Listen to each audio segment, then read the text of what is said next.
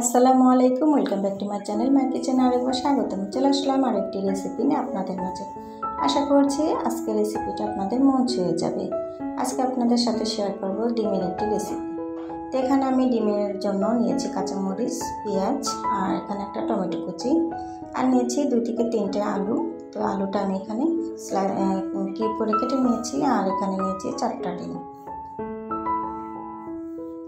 তো ঘরে যখন কিছু রান্না করার থাকে না, শুধু ডিম আর আলু আছে, কোনো টেনশন নেই, আমরা এই রেসিপিটি করে নিতে পারি খুব সহজে। তো এবার আমি একটি মিক্সিং বাটি নিয়েছি, আর এই বাটিতে আমি পেঁয়াজ কুচিটা দিয়ে দিলাম, দিয়ে দিব কাঁচামরিচ কুচি, দিয়ে দিব স্বাদ মতো লবণ। তো আমরা যেভাবে ডিমটা সাধারণত ভেজে খেয়ে থাকি, ঠিক ওই মতো আমি ডিমটা মিক্স করে নেব।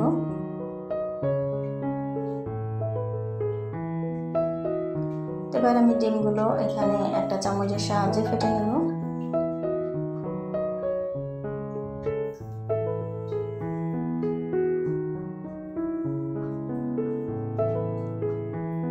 তো দেখেন আমার কিন্তু খুব সুন্দর মতো ফাটা হয়ে গেছে। এবার একটা সাইড করে রেখে দিচ্ছি। তো এবার আমি একটা বাটি নিয়েছি, আর এটাতে আমি আগে থেকে একটু তেল ব্রাশ করে রেখেছিলাম। তো এবার এই বাটিতে আমি ডিমটা ঢেলে দিব ডিম ভাপার জন্য। এই ডিম ভাপা রেসিপিটা এতটাই মজার হয়েছিল, কি বলবো, খুবই টেস্টি।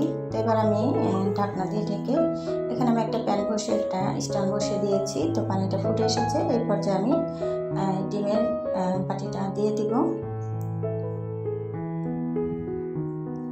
তো যাই হোক, আমার কিন্তু স্কিপ হয়ে গেছে ভিডিও। তো দেখেন এই পর্যায়ে কিন্তু আমার ডিমটা খুব সুন্দর মতো এক সাইড তেল দেওয়ার কারণে খুব সুন্দর মতো ভাজা হয়ে গেছে। তো আমি অপর সাইডটা ভাজার জন্য একটা প্যান বসিয়ে দিব। তো এই তো আমি অপর সাইডটা ভেজে নিব। তো যারা এখনো পর্যন্ত আমার ভিডিওটি দেখছেন, একটি লাইক দিতে ভুলে গিয়েছেন, প্লিজ একটি ছোট্ট লাইক দিয়ে আমার ভিডিওটি কন্টিনিউ করবেন। তো এবার আমি সবগুলো ভেজে নেব এক এক করে।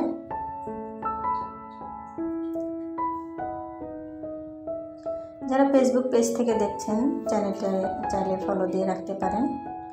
আর এই কাজটি যারা আগে থেকে করেছেন, অসংখ্য ধন্যবাদ। তো দেখেন আমার কিন্তু অপর সাইডটা এখনও ভাজা হয়নি, আর একটু লাল করে ভেজে নিতে হবে। আর এই ডিম ভাপা রেসিপিটা কিন্তু খুবই সুস্বাদু হয়। একবার হলো বাসায় আপনারা ট্রাই করে দেখবেন। ট্রাই না করলে বুঝতেই পারবেন না আসলে এটার স্বাদ কীরকম হয়। তো যাই হোক, আমার ডিমের ভাপা যে এটা ভাজা হয়ে গেছে। এরপর যে আমি সবগুলো তুলে নিব। যারা ইউটিউব থেকে দেখছেন, আমার চ্যানেলটা এখনো সাবস্ক্রাইব করেননি, প্লিজ সাবস্ক্রাইব করে দিবেন। পাশে থাকা বেল আইকনটি প্রেস করে রাখবেন, যখন আমি নতুন ভিডিও ছাড়ব সবার আগে আপনাদের কাছে পৌঁছে যাবে। তো এখানে আমি একই তেলের ভিতরে আলুগুলো ভেজে দিব, একটু সামান্য হলুদ দিব আর একটু লবণ দিব। আলুর ভিতরে যে লবণটা পুরোটা প্রবেশ করতে পারে।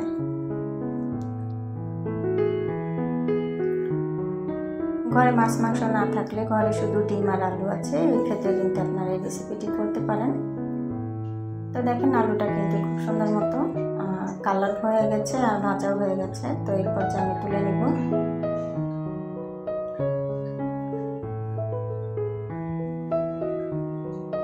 তো আবার একটু তেল দিয়ে দিচ্ছি।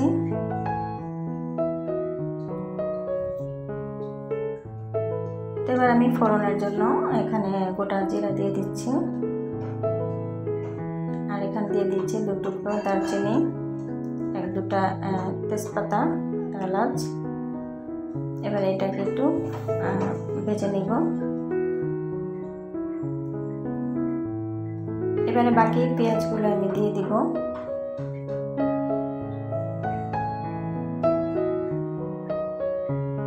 এবারে এগুলোকেও আমি খুব সুন্দর মতো একটু ভেজে নেব।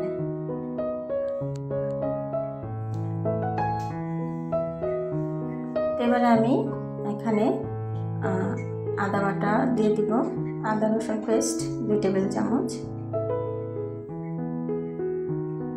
আমার চামচটা ছোট ছিল, সেজন্য এখানে 3 টেবিল চামচ দেখাচ্ছে। তো এখানে দিয়ে দিব স্বাদ মতো লবণ, এখানে লাল গুঁড়ো মরিচ দিয়ে দিব, হলুদ গুঁড়ো, দিয়ে দেব ধনিয়া গুঁড়ো। এবারে সব উপকরণগুলো আমি একটু ভেজে নেব।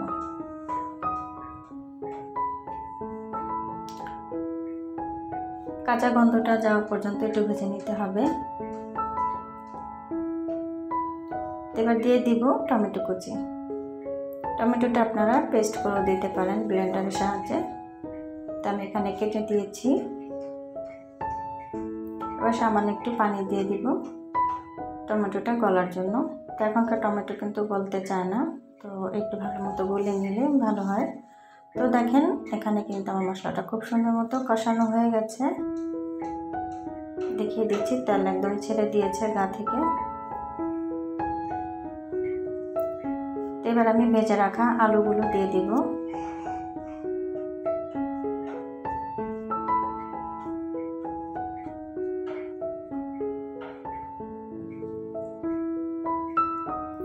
এবারে আবার একটু ভালো মতো কষিয়ে নেব।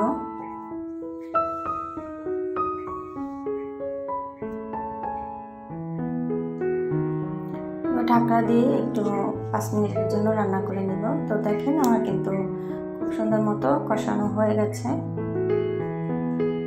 একদম আলু থেকে কিন্তু তেলটা একদম ছেড়ে দিয়েছে। এবার আমি একটু সামান্য গরম পানি দিয়ে দিব।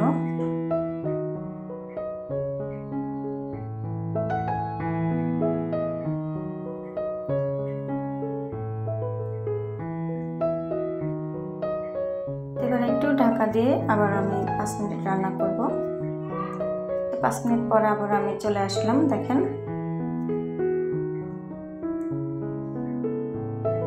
এবারে কিন্তু একদম গাঢ় গাঢ় হয়ে গেছে ঝোলটা। তো আপনারা যদি একদম ভুনা খেতে চান সেক্ষেত্রে আর একটু শুকাতে পারেন। তো এই পর্যায়ে কিন্তু পানিটা একটু রাখতে হবে, তা না হলে কিন্তু বেশি শুকিয়ে গেলে ভালো লাগবে না খেতে। তো এই পর্যায়ে আমি ভেজে রাখা যে ডিমটা আছে এটা দিয়ে দিব।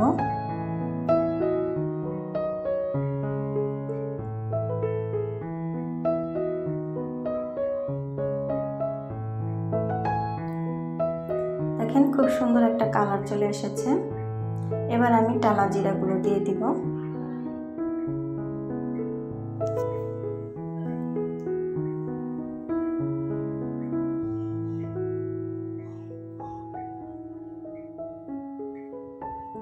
আপনারা চাইলে যে প্যাকেটের জিরা গুঁড়ো আছে সেটাও ব্যবহার করতে পারেন বা বাটা জিরা গুঁড়ো। এখানে আমি টালা জিরা গুঁড়ো দিয়ে দিচ্ছি খুব সুন্দর একটা ফ্লেভারের জন্য। হয়ে গেল আমার ডিম আলুর ভাপা। খুবই সুস্বাদু হয়েছিল। যদি আজকের রেসিপিটা আপনাদের কাছে ভালো লেগে থাকে লাইক কমেন্ট শেয়ার করে দিবেন। আজকে এই পর্যন্তই। আল্লাহ হাফেজ। আসসালামু আলাইকুম।